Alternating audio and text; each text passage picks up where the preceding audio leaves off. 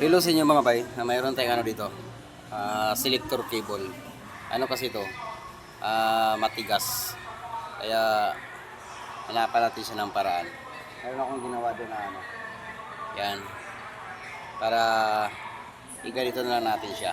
Yan, para mapasukan siya ng langis na ilalim. Pero ang ginamit ko dyan ay tape. Pero mas maganda sana kung retroid kasi mas madali siyang pumasok sa loob para mabawasan yung tigas niya. Ayan, pansinin mo. Ayan, ganito lang natin.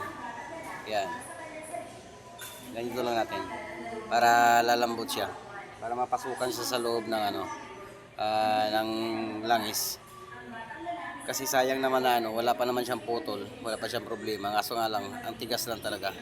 Kaya yun na natin para mapasukan siya na sa loob, mawala yung mga kalawang-kalawang sa loob.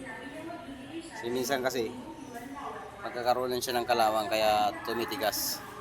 Kaya ginanyan natin. Sayang naman kung itapon lang natin to, papalitan ng bago. Gawan lang natin siya ng ano, ng paraan.